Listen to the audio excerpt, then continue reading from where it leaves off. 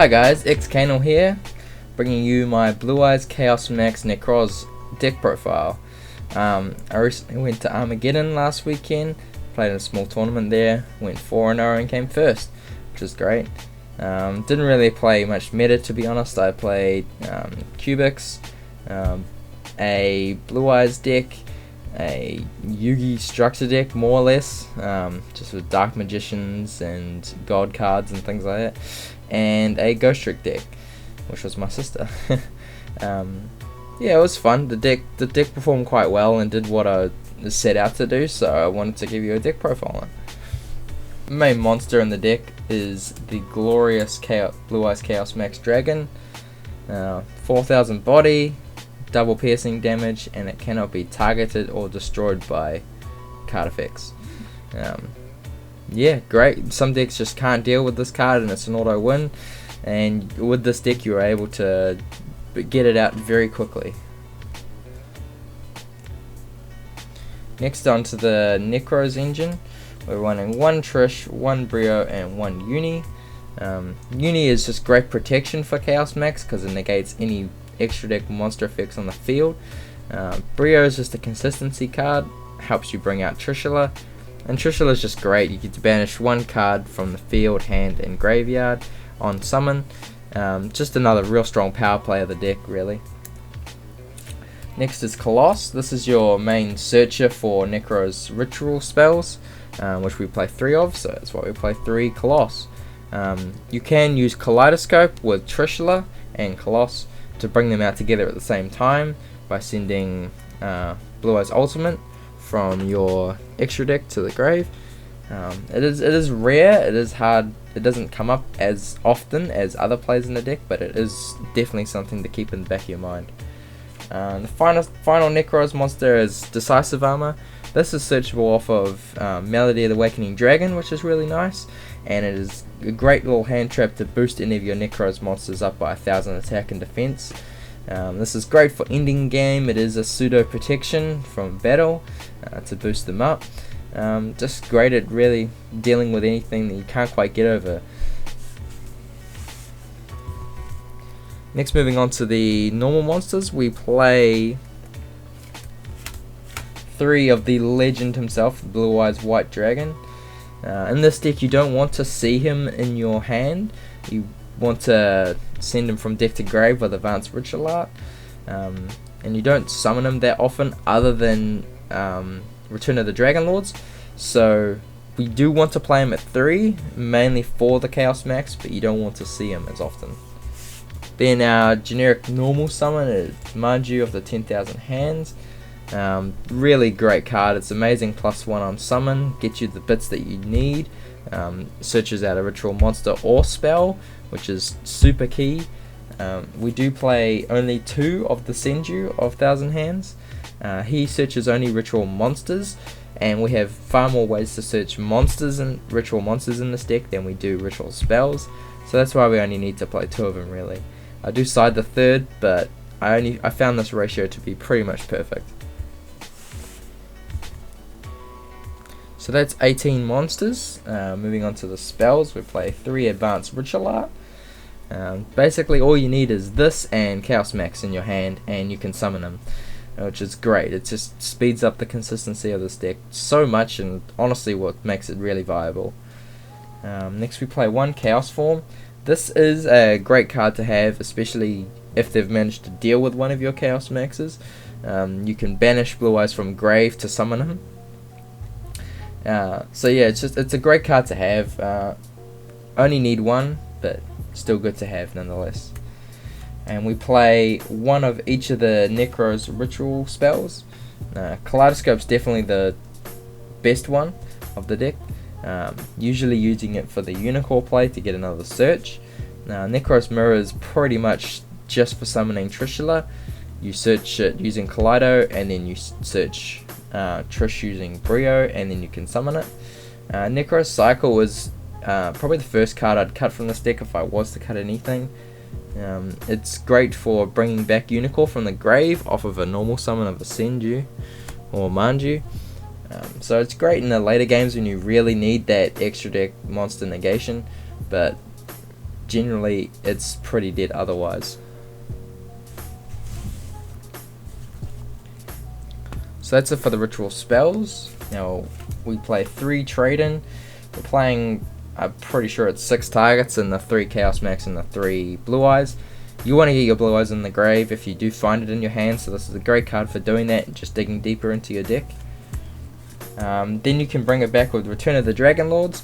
This is great for protection of Chaos Max, especially if they're able to beat over him with something. Oh god, there's too many things I can think of, but an example, when I went against the Cubics, he targeted one of my other monsters and doubled his attack essentially to beat over it, and I protected my Chaos Max with this, and then he wasn't able to deal with it after that.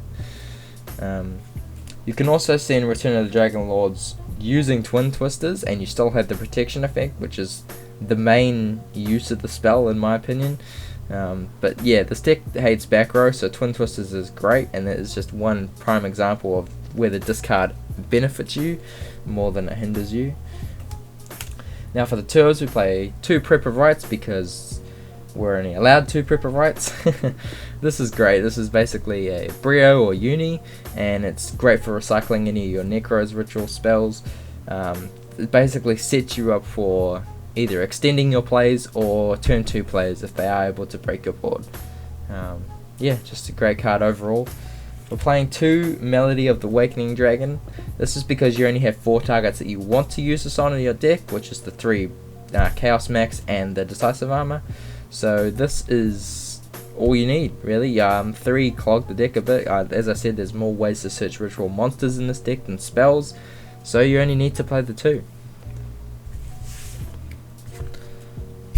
And lastly, to round off the deck, we play the 1 Dark Hole.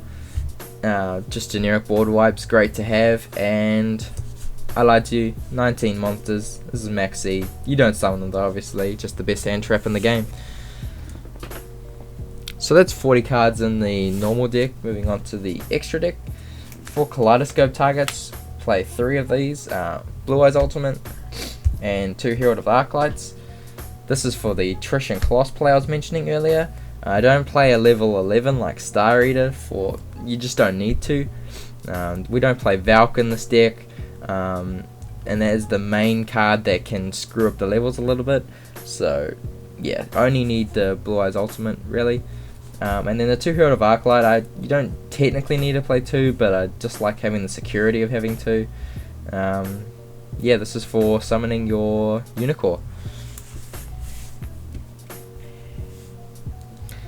Then moving on to the Xyz monsters, Gaga Cowboy is great for ending games.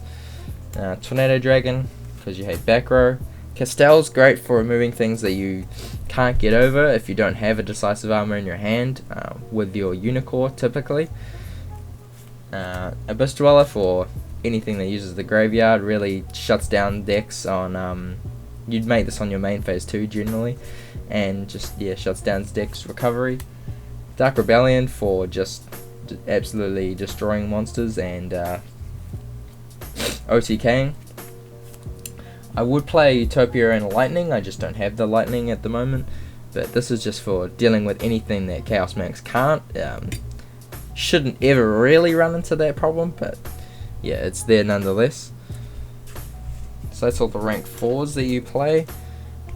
For rank 8s, the 2 main ones are Divine Dragon Felgrand and number 38 Hope Harbinger. This is great for if the opponent has a way to deal with your Chaos Max quite easily, so you can make him in and have a spell negation.